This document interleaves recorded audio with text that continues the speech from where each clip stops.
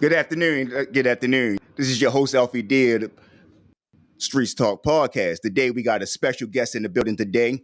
Back here with us with season 2, Mr. Bryan Beverly of the infamous 10 Bears, Morgan State Bears lacrosse team. How you doing today, sir? I'm doing quite well. And yourself, sir? I'm doing great. I'm doing great. Sorry about the connection that we had here, but we're a lot better now. Most definitely.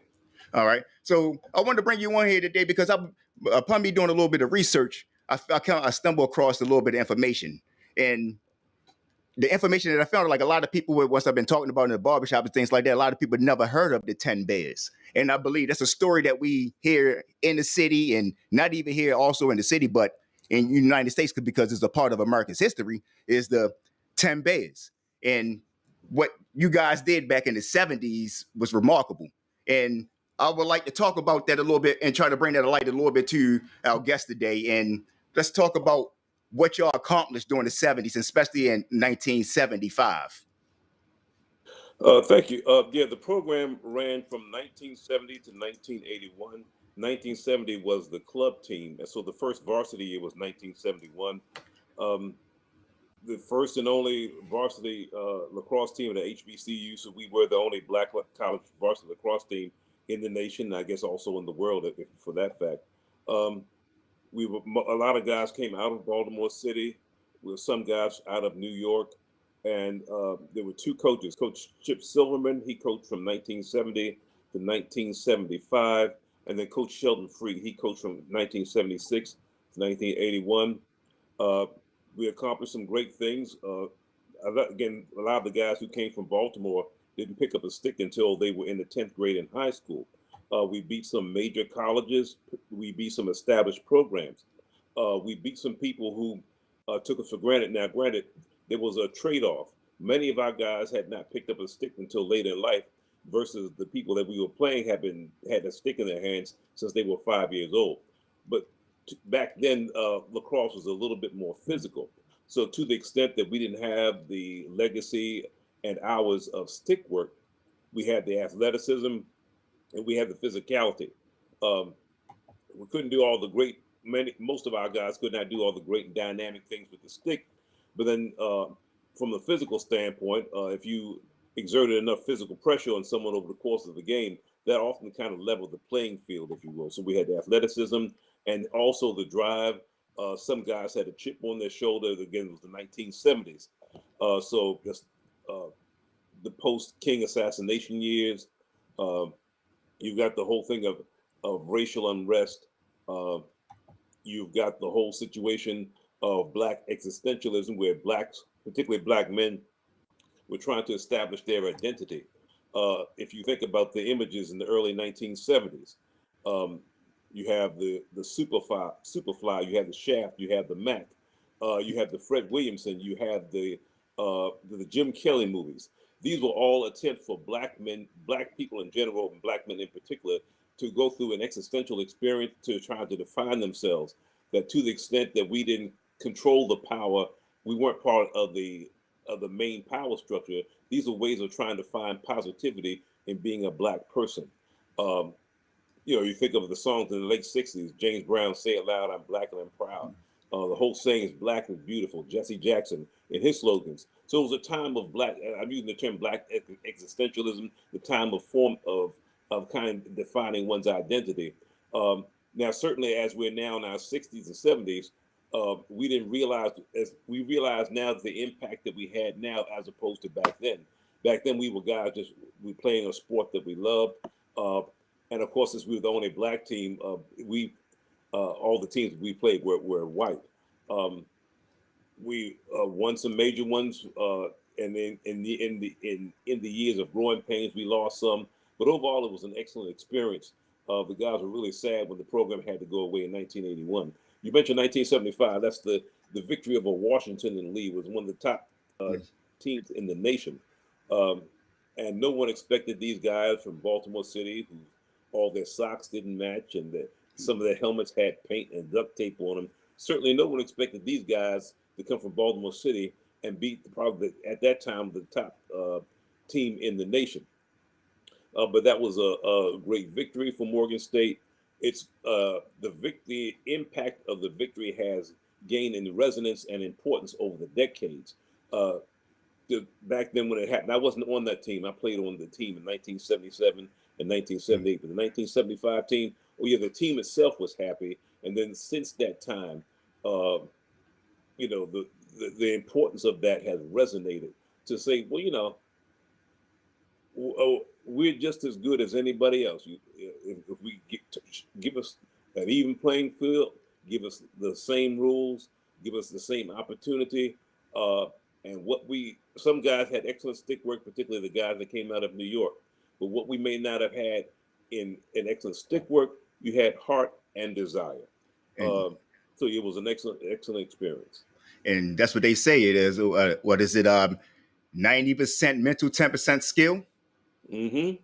Exactly. So what was like I know back then it probably, a little bit hard recruiting and things like that. And a lot of guys, but a lot of people don't know about the state of Maryland and in the history of lacrosse in the state of Maryland, how it been around, if I'm not mistaken, from back when Maryland first became, a state here, like maybe like 1800s or something like that. So lacrosse have a big history here in Maryland.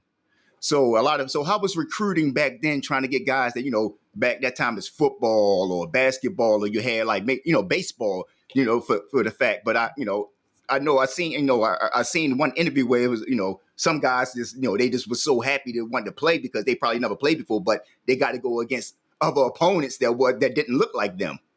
So let's talk Right. about that a little bit. That's an excellent question. Recruiting. Um, Well, the team basically started in 1970 with guys who had played against each other in high school. That's the key thing and to your point, that lacrosse is probably the number one sport in Maryland. Um, Johns Hopkins in Maryland, going back to, I don't know if the late 1800s or early 1900s, Hmm. but Maryland and Hopkins have been playing lacrosse for a long time. Many colleges in the Maryland area play lacrosse. Maryland, Johns Hopkins, Loyola, Navy, Towson, UMBC.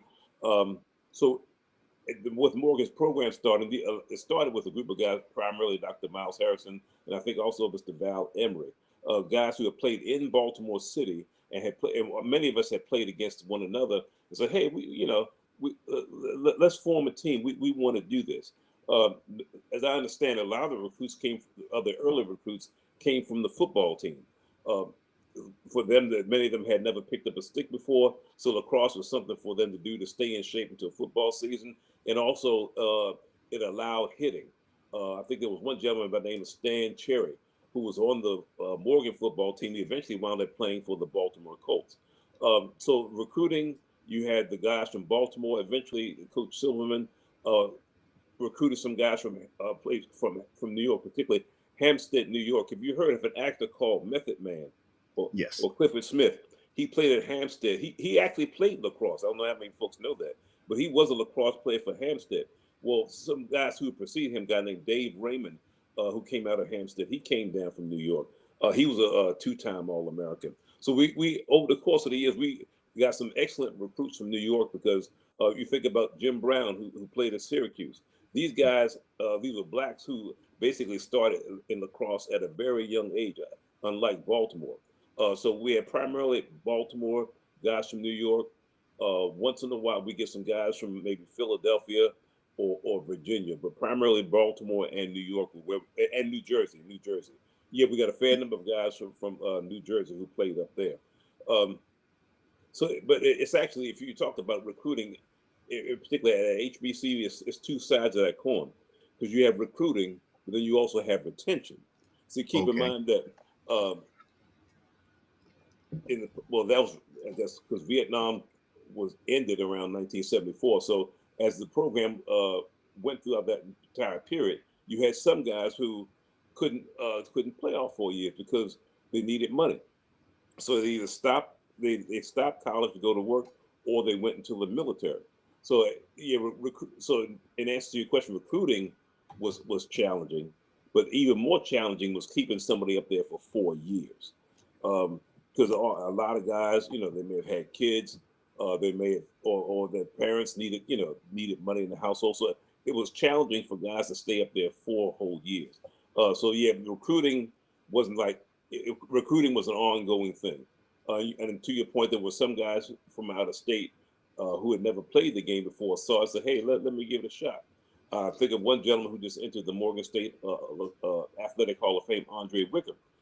He came to Morgan the same year I did, 1976, but he came with a football scholarship. Um, he knew a couple of guys on the football team, particularly Mr. Joe Folks, who was an All-American in football and lacrosse. They talked him into coming out, and Andre, had never played before, but because of his natural athleticism, became a very good defenseman. So to your point, recruiting primarily Baltimore, New York, and New Jersey, those were the key areas. Recruiting may have been tough at times. Scholarships were few. And then after you get a guy, the key thing is trying to keep him in school, either academically or to make sure that try to find work study or try to keep him in a position where he can also keep some money in his pocket. So it was tough. And also, those were the key issues: retention. I mean, recruitment and retention. Exactly. And I bet that, pretty much was tough, especially trying to fill the stands. But going back to your point about a lot of guys, coming for football and then playing lacrosse or vice versa, I read somewhere that Jim Brown said that he thought he was more so probably a better lacrosse player than he was a football player. Yeah. And I have a lot of friends that, that's how I got in. I never played lacrosse, but I was a fan of it because I had a lot of friends coming up, had friends that played in high school, middle school, and also in high school that end up going to playing football for some different schools or colleges and things like that. And high school that I went to, Walbrook Senior High School, back in the 90s, we had two girls that played on the men's lacrosse team back in, from ninth grade on all the way up to 12th grade. And I think in middle school, Calverton Middle School had maybe one or two females that played at that time as well. So lacrosse is, it was always like you say, a physical sport. Some people can play it. Some people like, I don't want to get hit by those sticks and things, but it's an exciting sport. And it's kind of like laid out a little bit, kind of sort of like football with a little bit of mix of basketball with scoring and things like that. Mm-hmm. So what brought you to lacrosse? I started playing in high school, Northwestern High School. I've always loved sports, always loved playing sports. My challenge was I was never really any good. When it came to athletic ability and physical coordination, I got left out of the gene pool on that. But I love sports, even though I was not very good at it. I loved playing it. So I started my junior year, and I played junior varsity in my junior year in high school, and then my varsity my senior year. I tried out in the ninth grade. I went to one practice, and I said, okay. And that's when we had the old sticks in ninth grade. I was in 1972, and we had these big sticks, and it was two things. I had never used a stick before, and the ground was muddy. And that's hard to try to scoop when the ground is dry. So I didn't have any cleats on. I just walked out with some gym shorts and tennis shoes. So I've got gym shorts, tennis shoes, a big heavy wooden stick, and mud. Now you do the math. It sounds like there's a little bit of disaster, a recipe for it. Yeah. So I went to one practice, and that was it. But I tried to get in 11th grade, and then also in the 12th, and just continue and played 77 and 78 at Morgan State. So I drew the short strides relates to athleticism, but I love to be out there with the fellas. I love to hit, if I can hit somebody, or set a pick or set a screen, because it's the key thing about lacrosse. You may have 10 superstars, but there's only one ball. It's like basketball, like the All-Star game. There's only one ball. But if you have somewhat of a servant spirit or unselfish spirit, you can say, okay, I can't help over here, but I can help over there. Okay, I may not be able to run fast or cradle the ball or do all these fancy things, but set a pick, set a screen, help somebody else. My coach told me one time, Brian, my college coach, Coach Sheldon Free, told me, Brian, I appreciate you coming out. This was years later, saying, even though you knew you probably weren't going to get in the game, I appreciate you coming to practice every day. Because see, what a lot of people don't realize is the stars need somebody to practice against. You see everybody who's really great. They may have the talent and the physical aptitude and the mentality, but the bottom line is, I don't care how good you are, you have to practice. and you will not play any better than you practice. So even though I know he was trying to assuage my feelings and all that, but still he had a valid point that part of a team is everyone can't be a star, and if it's no more than giving someone else someone to practice against, that's also important. So it kind of gives you a broad sense of team. So the thing that drew me was the camaraderie, the chance to hang out with the fellas. Even though I didn't have a lot to contribute physically, I enjoyed being out there. And now, 40 years later, we now see the significance of what we did. Exactly. I mean, you look at down south, and you see these movies about basketball, and you see movies about also football. Great stories about great teams back then, but you don't see as many good things coming out of Baltimore. Is kind of like negative stereotypes, or like you want to go back in history, but they don't look at the great things that came out here, like the 10 Bears and things like that. Walter P. Carter, with the Gwen Falls Park and things like that back in the day. So it's great to see a lot of people, finding out a little bit about history, like you say, maybe 40 years later, things like that, but it's still there. And that's why we're here to tell these stories. And it's great that we still have people here that was there during that time to actually be able to put the stories out. So back then, so how was it trying to get fans inside the stand? Because, you have other big sports, you had a lot of, guys coming from out of the NFL, from Morgan State, coming from Morgan State, going to the NFL and things like that. So what was, the fan base like back then? Because, lacrosse, like, oh man, black guys playing lacrosse, we're not trying, see that, we want to see some football. Your point is well taken, particularly if you're talking about lacrosse at an HBCU, because lacrosse was seen as a white sport. Yes. So lacrosse at Morgan State, I would dare say, if I can speak honestly, was tolerated but never loved. Okay. Because keep in mind, for an HBCU, it's important to have street cred. It's important to have that football program and basketball program and track program, particularly football program. And here's why. Football was not only a revenue sport, but it was also a recruiting tool. For say for example, you had a Leroy Kelly, or Frenchie. I think Frenchie Fuqua also went there. But say they graduate from Morgan and they make the pros. That, from a PR standpoint, from a recruiting standpoint, the athletic department can now go to your local high schools and say, hey, Leroy Kelly, who's now playing for the Cleveland Browns, played at Morgan State. If you come to Morgan State, you can also be the next Leroy Kelly. So from the standpoint of developing an athletic program and football program, football generates revenue. Football also it can be used as a tool for recruiting other people. Lacrosse was a non-revenue generating sport, and lacrosse itself was always very expensive. You could easily spend $200 in order to buy equipment, spend on equipment just to outfit a lacrosse player. The sticks are expensive, the helmets, but basketball, that's lunch money. Yeah. Okay. You can get sponsored. A helmet, a cheap helmet that will give you a concussion, you get that anyway. But lacrosse, so you have an expensive sport that doesn't generate that does not generate revenue, and is discordant with the cultural environment. Exactly.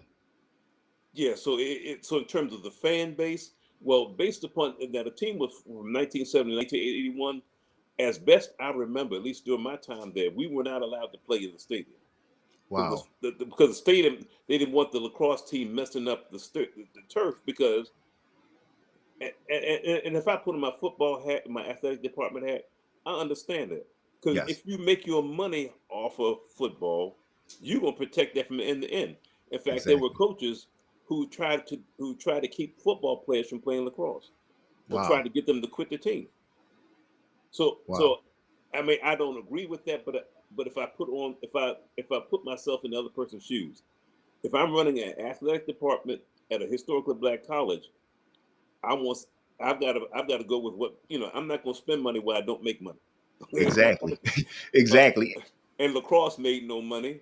So you have lacrosse, which is expensive, and made no money. It was tough. So in terms of the fan base, what guys would do sometimes on game day, if it was a home game, they wear their jerseys to class. Okay. So that way, or they walk across the campus with the sticks to kind of show, hey, we're out here, come see us. So there were some people over time that would come and check the games out. Friends and girlfriends of the guys. Um, I think the guys before I got there, they would put signs up on the campus saying, "Hey, come check out the lacrosse team." So there were efforts. It did have somewhat of a fan base, but it wasn't huge. I think the largest fan base often we had was when a big name school would come to Morgan, and that is the fan. So you said fans, not so much the Morgan fans, but the fans of Yeah. the visiting team. In 1981, Notre Dame came to Morgan and Morgan beat them. Okay.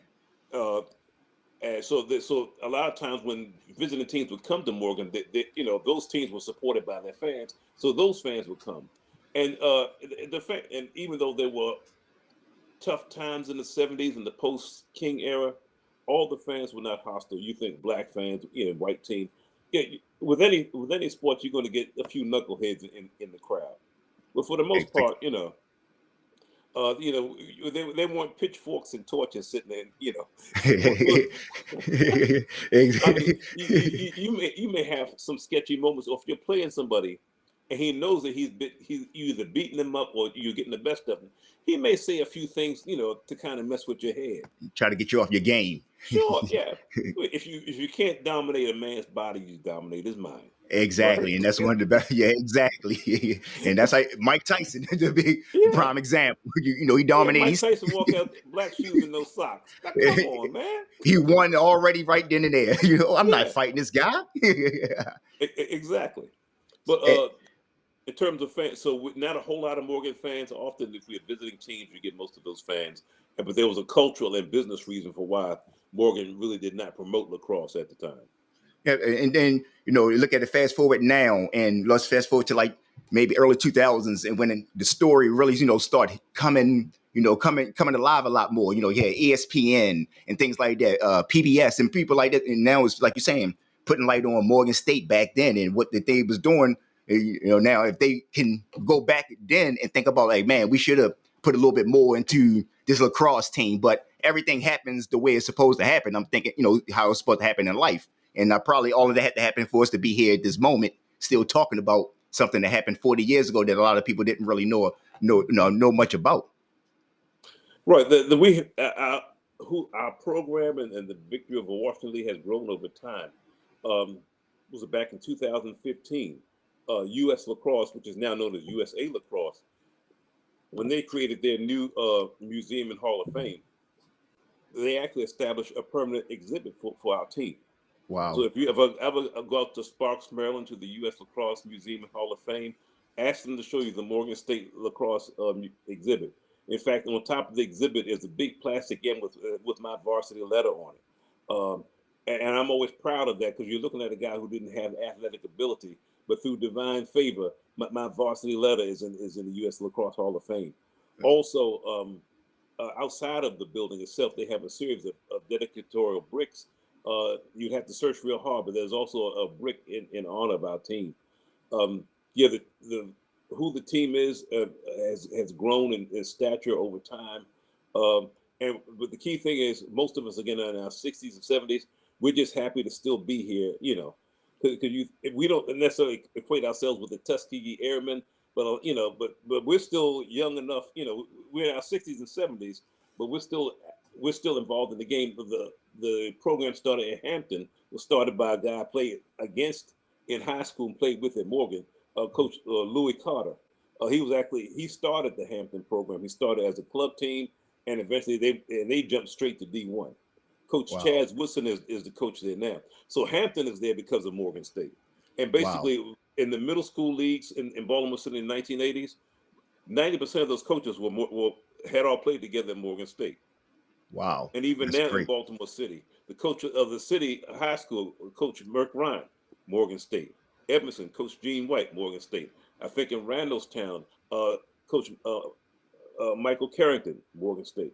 So it's a lot of guys. Donnie Brown, who's all over this region, is still actively playing.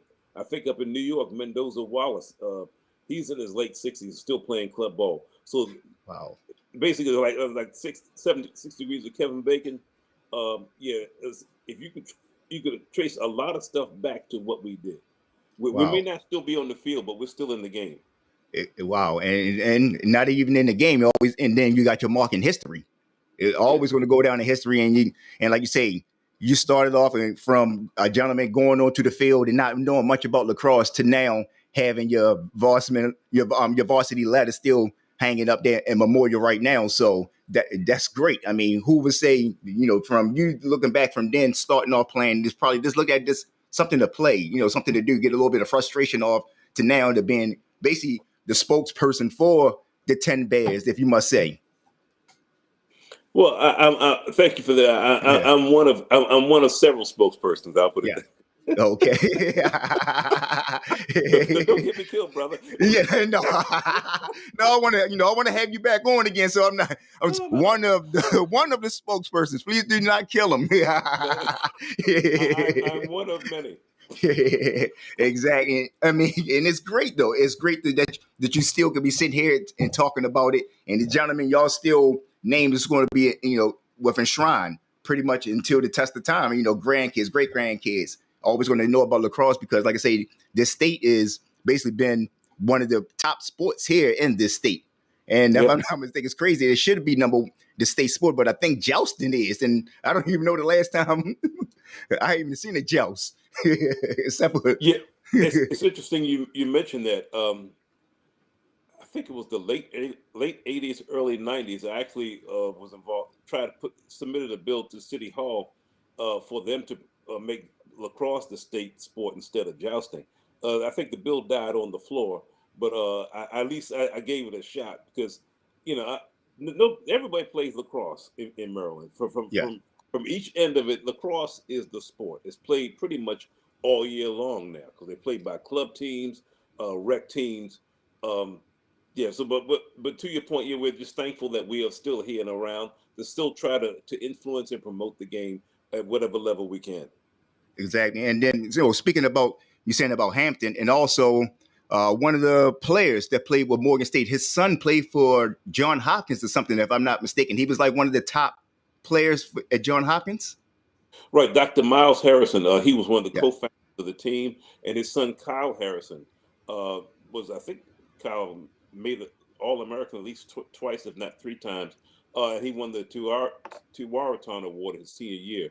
So he was known as his last year at Hopkins. He was ranked as the top lacrosse player in the nation that year. He just retired from playing in the PLL. Wow, that's great. I mean, if you just look at just the branch in the tree of Morgan State and how all the leaves and everything just went into play, and then Morgan State basically the foundation of if you look at HBCU, the lacrosse. Basically it's like the godfather of it, if you must say. Yeah. We'll take that. Yeah, we will gladly accept that. Yeah. Exactly, man. This has been great. I would love to have you guys on. Go more in depth. About some games and things like that. And back during that time on like the culture of that time and how was family take the thing. Playing lacrosse and to like now, what you guys are doing now and what guys from that era, what they was doing up to that time and what did lacrosse help them, more so in life and things like that. Well, a lot of the guys, we're all now between 60 and 70, so most of the guys are retired. I'm still working, but I'm able to work from home. So it works out well for me. Several of the guys from Baltimore went to the fire department. Probably about 10 guys went to the fire department. A couple went to the police department and the penitentiary system. Basically, it kept them doing something physical. Yes. Some guys who are coaching, permanently. But a good chunk of the guys are retired. So, I think most of the guys are retired, and they're just kind of doing their thing here and there. A good chunk are still in Baltimore, and obviously before pre-COVID, we'd all try to get together for some events, maybe once or twice a year. In fact, if I could put in a plug, Sure, if go ahead. anyone, if you have access to Facebook, we have a team group page out there. You can ask for membership, and then on the team group page, on the section called Files, there's a whole series of, there's a PDF out there with about 60 different links to web-based resources. I've got about 50 Morgan State lacrosse videos out there, or even if you go up to YouTube and search my name, Bryan Beverly, and go to my YouTube channel, you'll probably see close to about 30, 40, maybe 30 or 40 Morgan State videos. There's actually a game video from 1980. There might be a game video from 1974, or that may be a different link. But yeah, but we've done a lot in the last, what is this, 2022? We've done a lot in the last 7 years in catching up. Well, that's great. Like I said, it is a lot. Like I went on YouTube and I seen actually some video of the Washington Lee University game, little clips of it from what was that, I think the ESPN or something like that. So it is a lot of video. Like I mean, I sat here one night and I'm doing research for another interview, and I just got caught and just watching and seeing some of these past interviews and learning a lot of things about Morgan State that I didn't even know. So I mean, I'm grateful that I came across this information, and I'm grateful. It also helps to. I'm sorry, go ahead. And I'm saying, and I'm also grateful that for you to come on and actually speak about it as well. My pleasure. And to kind of tie this in with what's going on today, if you've been watching the television and watching the news situations of inequities and missed opportunities of coaching in the NFL, one of the things, if you have a doubt that we're not good enough, look at us. I mean, they talk about and got the opportunity. Exactly. You can get it done. And they talk about American history, but then we got Black History Month, and I don't believe you can't have American history without having Black history, because it wouldn't be a lot of American history if it wasn't for Black history. So I mean, it has to be a part of the conversation. There would be none, because keep in mind, slavery was the economic engine for the United States, because we exported cotton and sugar over to Europe. So basically, the gross domestic product, or even the gross national product, if you consider adding trade to the equation, of the United States in the 19th century was built. The Industrial Revolution, the United States became a geopolitical power because of slavery. Exactly. So to your point, this country was built off of the backs of Black folks. So, exactly, with no recognition, and maybe 1 month and then a holiday, but we don't get the recognition, and especially like within schools, coming up in elementary and middle school, they had to put a stop to no more Martin Luther King, no more Rosa Parks and things like that during Black History Month during reports. So, but if we didn't have a lot of information out there, to find out about other different people, to find out, who else to write about, who else to talk about. And that's why I'm trying to be here to help out other people that things they don't know about. Like you don't have to look out of Maryland and look out of Baltimore to find some Black history. A lot of people don't know the Black Panthers had a headquarters here in Maryland, in Baltimore. So there's a lot of things that people don't know, a lot of things about history here in the city. Right. Yeah. All the above and beyond all the negative headlines, and certainly there's a fair amount of dysfunctionality and bad things that have generationally happened in Baltimore. There have also been some good things.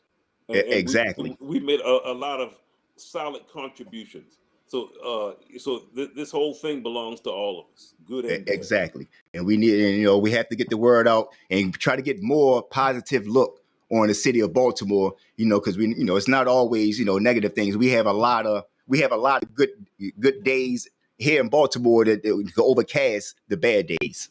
Yep. Exactly. So it's definitely been a pleasure. If anything, you have, like you say, have going on, plug anything, Facebook page, anything you want to plug, so people can get in contact with you guys and find out more about the 10 Bears. Well, again, if you go out to Facebook and look for the Morgan State 10 Bears group page, I'm the administrator of the page. If you'd like to become a member, just answer the questions, and you'll more than likely, unless there's something really bad, if someone I don't know, I may take a quick look at their page, and if someone wants to get on our page or your page looks a little sketchy, I may turn it down. But outside of that, as long as you as long as your page is No fine. spam. Right, yeah. So as long as you're cool, I'm cool, and you'll have access to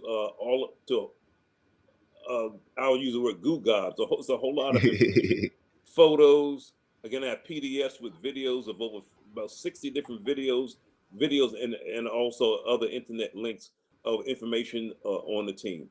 And also go out to YouTube, look for my channel. You can also see the videos out there as well. And like say you guys go out there, go to Facebook and look up for the, 10 bears. I say you can go in there. There's a lot of great information on there. I've seen news articles, like you say, clips and things like that. So, maybe during this time now and your kids have something that, they have to do reports on Black history. Here's something right here. Morgan State 10 bears, Mr. Bryan Beverly. It's been a pleasure. It's been an honor. And I'm glad that you stopped by. Thank you for having me. I appreciate that. No problem. And you enjoy the rest of your day. Thanks a lot. Thank you. Bye-bye. All right.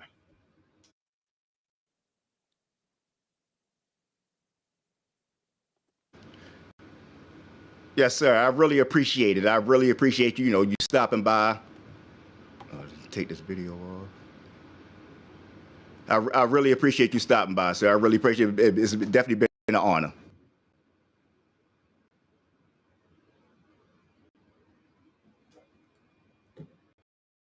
All right, audio. There we go. Yeah, I think the audio went out. So if you can hear me, because your sound going out, I'll send you an email again. We could reach back out and have try to have maybe a reunion for you guys, since you say since there's been COVID and you haven't yet be able to talk to these guys in a while. So maybe Mike can hook back